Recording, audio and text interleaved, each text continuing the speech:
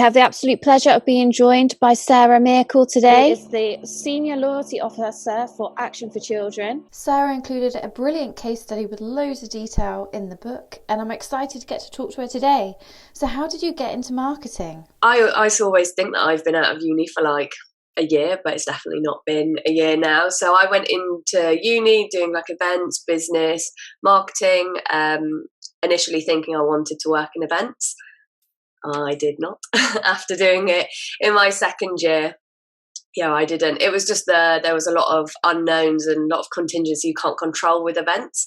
And then in my last year, we did a lot of marketing modules, and I just definitely not only was very good at it, I actually really enjoyed it as well. So got into it that way, and then knew that when I wanted to leave university, I wanted to go into some form of marketing role, so entry level. Worked a couple jobs. Sort of my second job out of uni was at so it was a private day nursery chain, and it was like marketing assistant, but it was doing everything. And I think that really helped to have that sort of range of just social media, website management, adverts, everything in marketing, print as well as offline, as well as marketing events. And I could feel myself like wanting to refine certain areas, and obviously could tell that the digital bit was more my thing. And then when I moved to London, I got the job at Action for Children, and to focus in email marketing and trying to get email into a channel that is a core fundraising channel. Before it wasn't really. And within that, it meant sort of revitalising how we communicate with supporters when they sign up to an event, or they donate, or they want to do a new product with us, and sort of that journey that goes from there. So that's really, I have realised that I very much like the customer retention, supporter retention part of marketing, rather than sort of like the acquisition side. And I can't see myself now working like in any other part of marketing. Like, I'm very much set on this. I think it's like really interesting to learn things about people and try and make it so they have the best experience possible. So it's been I literally think it was like last year, but it was like 6 years ago that I left uni. So time flies when you're having fun, as the saying goes. It's interesting that you said when you started you had a really broad experience, because I had the same, and then you get a real feeling for what you're really passionate about and what your interests are. So without that, I think it's quite difficult to appreciate everything that goes into marketing and the area that you want to focus on. Pick that kind of golden area that you really want to focus on. Yeah, it's so true. Like, I think it is important when you at that entry level to be able to go into a role where you have the opportunity to do multiple areas, because you can pick and choose, and you can ask for more development, because there's so much courses and everything, and even free resources out there to, if you then wanted to upskill yourself, if you couldn't do it at work, then that sort of then prepares you. If your next step, you can go into something a bit more defined, until you've really found that thing that really interests you and that you're really great at. I think if you go into a role that's very niche and specific straight away, it's harder to get that sort of development in other areas, because you've gone into that one role, rather than just digital marketing assistant or just general marketing assistant. You're going to have the opportunity to pick and choose, which I think is sort of the best thing to do when you're at entry level. Yeah, I totally agree. So what does your current role involve? So I basically manage and lead on all of our email marketing out to supporters, which also includes SMS, also kind of partly to do with using registration forms that then goes on to a journey. So we try and avoid as much as possible ad hoc comms, and really try and make the most of our CRM system. So we use .digital, and I think it does everything that we could possibly ever want. But the sort of automated programs and triggered emails, to have been able to really utilize that and build those for journeys. You can build these for events that are months away, and you can take your time, use it elsewhere, and it's just managing that whole process of, okay, well, even when someone's done an action, whether it's, you know, an event, product, anything like that, it's then what's next? And it's making sure that we get the lifetime value out of those supporters, as we're now pivoting more to being digital fundraising first. We're getting more digital people in. So historically, you've got people, you know, that go door to door asking for donations. You've got people in the street, those sort of things, because that's always been really popular, as well as the direct mail. So you get an appeal in the post and, you know, someone will fill it out. Historically, that has always worked for charities, and there is still a big part for it. But especially after the last year, where we've had to be digital, we have reached our best like fundraising return on digital ever, and that means you've got people coming in that are digital first. Well, they're not opting in to hear about you from the phone, from post. They want to hear about from email. So they'll do that one action, and that's great, and you can communicate with them on that. But then what's next? How do we communicate with them, managing that journey so that they either re-participate in that thing maybe in a year's time, or whether they do something else for us and they support us in multiple ways. So it's just managing that sort of process. I work very closely with our insight team to make sure that we are giving supporters without them realizing exactly what's right for them, based on demographics, based on motivations, how they're engaging with our products, their giving history, and all things like that. So, and all of that's managed mainly on email, because that is, with GDPR, pretty much the majority of the way we can contact these people. And as we get more and more people coming in, you know, that is the only way. So it's just making the most out of that and using the systems. And that pivot from offline to mostly online, were there any key challenges that you faced? I think there's always a big part of it, the cost. Obviously, when you are fighting against multiple charities that are, you know, if you think with COVID, you have everyone who didn't do a COVID appeal, everyone was. So you're fighting in a very crowded space. A lot of charities are doing similar things. Whereas when it was a direct mail, you have actually got a more specific, it was historically a bit of an older audience, and they are very loyal. They would donate every single time. But you can't be reactive with stuff that needs to go in print. You know, when we launched our emergency COVID, I think we did it in a turnaround of about 3 days. And I mean, everyone pulled together. You can't do that with a direct mail. A direct mail takes, you know, 2 months minimum to get out the door. You can't go reactive. And so while there are some challenges about, okay, well, but what are we reactive with? So you've got other charities doing this, but actually this is in the news, but this is what our supporters want. So there's conflicting priorities, but you can test and you can try different things. But being reactive and making data-led decisions, I think, is the most important thing. And you can do that with digital if you've got all your internal stakeholders all sort of lined up to work that way. So you have your big campaigns that, yes, this is happening regardless. But you have this, say, budget or this time that you've got dedicated to being reactive and timely and relevant to really make the most out of, you know, your supporters and what you've got. And on digital, you can do that. I mean, the data-driven piece is something that's been a consistent theme throughout this series, and it's really interesting to hear you say it being used, because I think, you know, it's really great to get the charity and brand perspective on that. What advice would you share to aspiring marketers who might be starting out in the industry? I mean, it kind of goes back to that point of like trying out a bit of everything. I think it's obviously very different these days, even like with social media. Like even when I was leaving uni, and you're talking, that's only 6 years ago, there wasn't really this massive social media roles.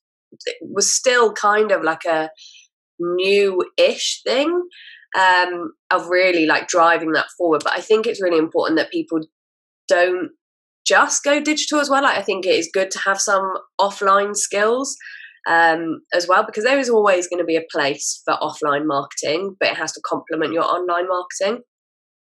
And I think it's just trying out what you can. You know, not bouncing between roles, but really aspiring to, if you are really interested in something, really go for it, and don't always stick to an industry either. I think, I was in a private, like, day nursery, that was fine, then came into sort of a charity sector, and they are different, but they all have their own sort of pros massively, that I wouldn't have got some of the skills that I have now if I hadn't have come into the charity sector. And that's not just marketing skills, that's more just even how the charity sector works a lot differently, with even budgets and risks and challenges, things like that. I don't think you'd get that elsewhere, because with charity you have to be, it is risk averse, because if you spend that money and you don't get a return, that money is money that could have gone elsewhere into something else. So I think it's just exploring industry and roles where you can, because I think you'd be surprised a lot of the time what you would find interesting, and what you think. I don't think I'd have ever, if you just asked me when I was leaving uni, do you reckon you'll end up in mainly email marketing? I'd have been like, absolutely not. Emails, no thanks. Whereas now it's like all I do all day, every day is emails and managing that journey. But actually, you just got to try different things, I think. It's funny that you say that, because there was a group of us email marketers that were talking about this, and I think you never really go into marketing thinking that you're going to be going into email. So it is really interesting to hear you say that as well. In the book, you've given a great case study with loads of detail. There was a huge focus on understanding the interests of donators. Can you talk us through the process you went through to find out more about Action for Children donators, and what was key in getting close to that customer? So that's obviously a core base for fundraising. Yeah, so I think, we did do it for Boycott Your Bed, but we'd also do it more generally across the organisation, of at that point of sign up, whether that is someone donating or whether they're signing up for an event or they're opting in to hear more, is what information can we find out about that person. And with Boycott Your Bed, there was several questions about, are you taking part with your family, and how old are your children, and all sorts of really detailed information that we were like, we really need to get that information, because we need to be able to tailor in their journey. It would feel really special and really bespoke to them.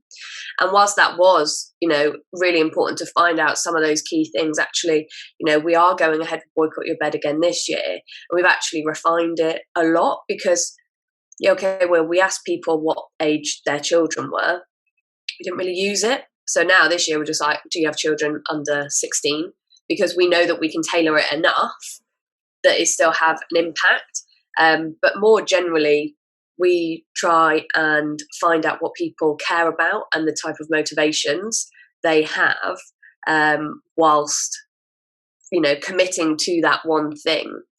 And then we, on top of that, will layer open rates, what they're engaging with, if they are donating, or if they're kind of fundraising that they're doing, layering all of this data together, so that once the event has finished, actually, well, what's next for them? And it comes back to that lifetime value as well. We know this person has a family, they have got children, they are based in London. Oh, we have this event coming up in 6 months, or this campaign that's specific around that area. You can use all of that and layer it on top of what we know, as well as your demographics. So all of these different things is something that we are really striving towards. And with the digital, we can find it out. We can add questions in. We can, that first email, can have extra questions in.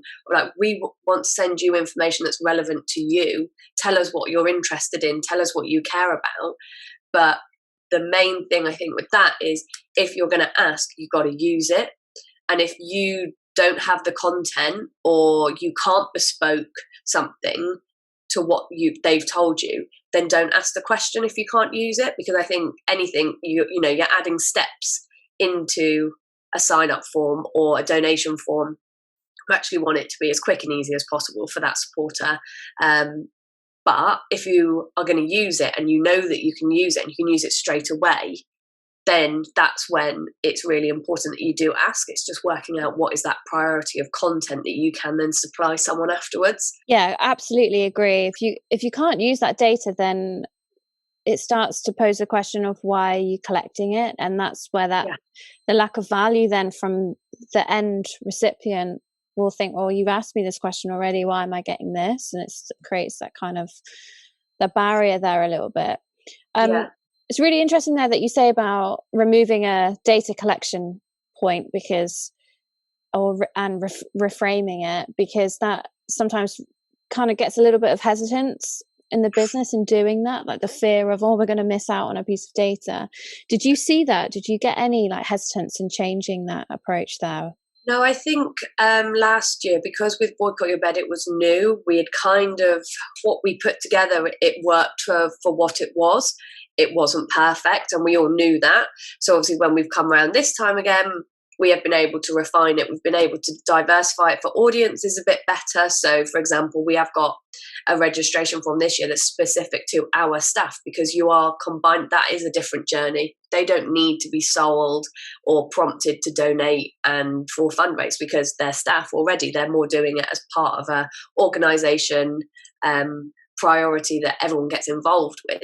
So it's working that out, and then with those forms, saying to the teams that the audiences and the stakeholders internally of like, what absolute core data do you need as like the bare minimum, and then what data would you like to have? And then it was a case of, well, if you have that, how are you using it? And if it's for their internal reporting, it's for for the next stage after the event's finished, then fine. But I think everyone's always in agreement, the shorter the form, the better. So it's just always really querying, well, why do you want, I can put it in, but like, why do you need it, and what are you going to use it for? So like last year, we didn't have postcode or in the form at all. This year we've put it in because everyone agreed that we want to be able to run demographic profiles on these people for lookalike audiences. So we've built that in, and that's absolutely fine, because we can all see from across the organisation that is going to be used going forward and is beneficial to everyone to have that built in. The child ages, we haven't used them, so we've just scrapped it because it was another question that we didn't really use the data. It was a nice to have, but we didn't really use it, and we're not going to use it again. If someone has a child under 16, we can delve into that further. If they're still engaged with us after the event, we can ask them. We have products or events or services for different age groups. Please tell us how old your child is, or whatever categories that we have, where, baby, toddler, or things like that. But at the point of someone signing up to Boycott Your Bed, it's not important enough, and we can't tailor anything from it. So it got scrapped. It's gone. Yeah, that's such brilliant advice. So questioning, why do you need the data and what are you going to use it for, is absolutely brilliant. So what were the key learnings from the campaign? Did you learn anything about donators that you were surprised about? I think for us, because it was new, because it was quick, it opened up this sort of world that we can, as an organisation, do virtual events. We can run them. We can widen something that historically has been very quite specific and niche for a certain audience. Actually, no, we can do this for a wider audience, for mass. We can get everyone together, and that in itself has sort of changed how we are now approaching certain things. After Boycott Your Bed, we did 2 more virtual events at Christmas, which again were so successful. Boycott Your Bed is happening again. That in itself, if it was a flop, it wouldn't be happening again. But it is happening again, and now there's questions of like, okay, well, we know that what we did was amazing, and what, especially the events team, what they put together was incredible in the time frame and with the resources they had. So now this year it's like, well, we know that we can get it right on that scale. Now we've got months. So what can we really do to improve that? But it's it's changed the sort of dynamic of like quick decisions, getting things out there and just trying it, which I don't think would have happened. And I know that it's obviously with COVID and everything like that kind of pushed our hand. But I don't think virtual events are going to go anywhere. It just means that we can have hybrids, which I think is amazing if we can, because you can put them on, you can go super, super high production and really go for it with a virtual event, but you can also just do an Instagram live with a celeb or something, and that's also fine, and you can get money in from that. I don't think we would have ever done that before because we would never have tried it. Now everyone's very capable of using Zoom and is very capable of signing on to different social medias and stuff to engage with content, because we haven't had a choice. So I think it has changed, and it's meant that we can go forward and continue on this path, and it's opened up a new channel for us. It's really given huge opportunities, hasn't it? It's highlighted what's possible, and then set a precedent for future campaigns, which is the dream, really, isn't it, for marketing, to be able to start somewhere and snowball that and improve it and develop it further. So it really is awesome. So when implementing that new approach, what were the main challenges that you faced, and how did you overcome them? The challenges for,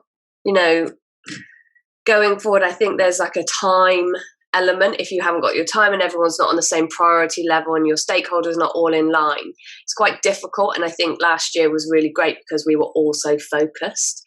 We were like, we need to do this. So it can, back into a normal year, you have got different teams, different priorities and things like that. So I think it's just making sure that everyone is sort of on the same page. But how can it benefit each area of the company? So Boycott Your Bed, as an example, is led by the events team, and it is mainly their sort of relationship management that they have. But if we can get loads of people in from social media that we would have never been able to reach before, right, okay, we're building our audience, we're building our following, with paid ads, things like that, you're bringing in new audience. We may never have been able to reach these kind of audiences before. So I think you have this core idea, and you almost do have to, if you're going to be pulling people's resources and budget into one thing, everyone needs to feel the benefit for them long term. And this is where, with me and the insight team, would work really closely together, of showing people the lifetime value that we can get out of these people that sign up, that aren't connected to sort of that corporate and very specific area, but this more mass audience. Well, what else can we get out of them? Well, because of the demographic, we know X, Y, Z about them, and we can replicate that and our hunches based on other people on our database that we have. So it is a challenge to pull everyone together, but I think when everyone is working in synergy together, it can really take off. Things can happen when everyone's working together. It's great that you mentioned lifetime value there. Can you just talk a little bit how businesses really struggle to implement lifetime value?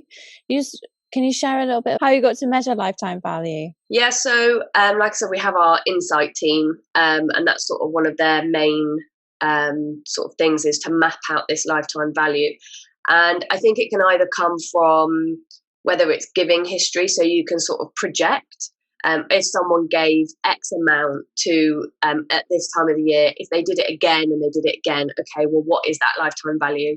And working out, well, we can see that from their demographics and what their sort of giving history motivations is actually, they probably are just going to donate cash 2 or 3 times a year, and that's absolutely fine. But then it's also looking at if people will re-participate, or will they do other things for us. And it is hard to manage, especially when you've got multiple products, and like in the charity sector, you have so many products, and within a product list, you've got events, you've got campaigns. So it's quite hard to sort of map the lifetime value of those things, because they can all interlink. You can have people doing things without you even realizing, oh, someone's signed up for this event and you haven't even really promoted it. But I think if you have a sort of a comms plan, because you're only going to get that lifetime value by communicating and promoting things to that person, and you just have sort of a bit of a grace period of, are they actually going to do these things again? Are we just flogging a dead horse and we're just going to go back to them again and again? We're wasting time. And it's obviously really disheartening when you send something, open rates rubbish, no one's clicking on anything. But actually, if you've just refined that and you segment, okay, well, who's engaged, who's not, then that's when you can start to diversify and do your cross-selling. Those people that aren't engaged, just go back to them again with the thing that they did originally around the same time, because it may just be that is fine. So like for us, it's normally around Christmas, charity and Christmas, great time. But there are a lot of people that give to charity because it's Christmas, you feel all warm and fuzzy and all of these things. There's no point trying to get them to do other things because we just know they're going to do Christmas again. So I think if you've got a plan in place that matches, if you've even got people on your database, a group of people of a similar demographic or similar giving history, and they've gone projected on and done X, Y, Z, then just testing that and see if this newer audience will go on to do the same things. I think with lifetime value, it's very trial and error. I think it's very quite difficult to really map out how we're 100% going to get to this person doing this in the time that they're with us, which is why you have to have a range of products and events and a range of comms of how you speak to these people, because you can't just offer the same thing again and again. It's boring. And it's the same, you buy one pair of black jeans online. I've got black jeans. I don't need it to be again and again. And what else can go with that? And it's the same principle, isn't it? So yeah, it's not always easy, but it's possible. Effectively driven then that customer journey piece. Made you think about that in a broader sense. Yeah, and I think, we get, when we are going out to maybe a new audience, I think we've all sort of in the back of our minds going, well, okay, if we get them in on this thing, what is next for them? What do they get next? And rather than just going, okay, well, we need X amount of new people through this campaign. Well, actually, is the value of them just doing that thing just that one time? Okay, if that's fine, if that's going to be enough, then fine, let's get those people in. But if you've got, a really low opt-in rate, we can't get that many people to do another thing again because can't communicate with these people. So it's weighing up that, is it going to be a one-time thing? And for some things like events, it is going to be that one-time thing. Sometimes you can't offer the next product that replicates that because it doesn't exist. But it's just trying to work out, okay, we're going to get X amount of people in. What's next for them once they've done it? And how do we build upon that? And then recording it and testing different things with different people. So yeah, it's not always easy. So in the book, I talk about the 10 most common pitfalls. What do you think are the most common pitfalls facing marketers and how should they overcome them? I would say the sort of, for me and generally, you say, okay, we've got this event, we've got this campaign. We want to be able to do all of these amazing things. We want to learn all this stuff about people. We really want to go for it and it to be the most amazing thing we've ever done, ever.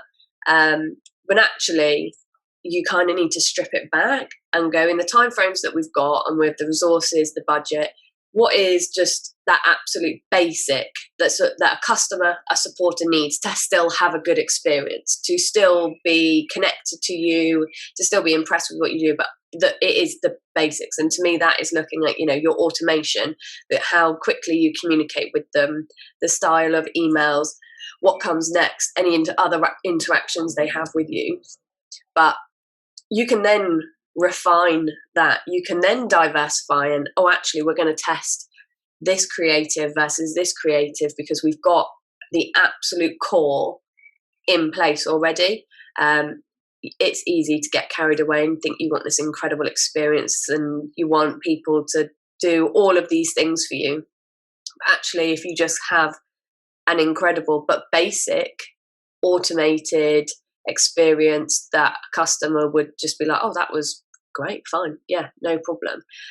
As you work forward, you then refine, you build upon it, you make it better. That's when you start to test all the different things and split your audiences and you do your segmenting and you test your creatives, but actually just get the basics right first.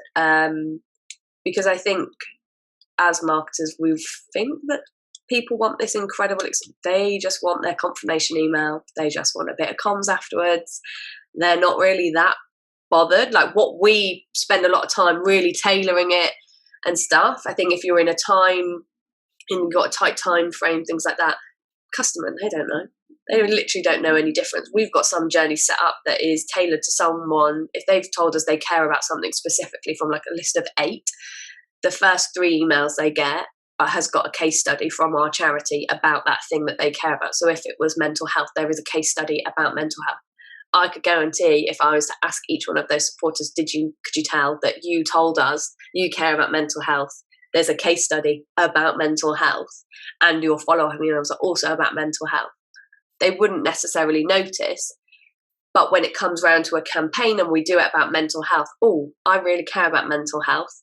I'm sure I've seen some stuff from them already about the work that they've done around mental health. Oh, I'm going to give a bit more because that feels very close to my heart.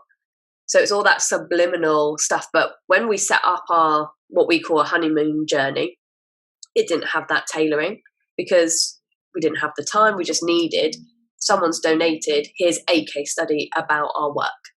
And there you go. But we've been able to build upon it, refine it. We're now refining it by nation. So if someone's in England, Scotland, Wales or Northern Ireland, the case study that they get is not only about what they care about, but it's also in their area that they live. So it's all of these things built on top of each other. But when we went live with it, last year before, it was just basic, but that was fine for then.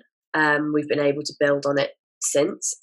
So as much as I wanted to do all that when I built it in the first instance, was not possible at the time. So yeah, I think go basic and then refine as you learn more about people as well and about their motivations and how they're engaging with your content. Completely agree. So start with the basics, refine it and build upon it. And I love how much you're saying about testing because it's so important, but it's most of the time it isn't something that is necessarily factored in. In all of that experience you've gained, what advice would you give yourself if you were to start now in marketing? God, it's so difficult, isn't it? Especially when, like we talked about, when you go in and you're trying all these different things. I think sort of noticing trends. If you're in a role where you are doing multiple things and starting to pick up on, like, I've always been signed up to multiple sort of marketing email lists to find out what's going on, because actually you could go into a new space that's a growing area and then you're going to get all this experience and you could be in the sort of driver of change.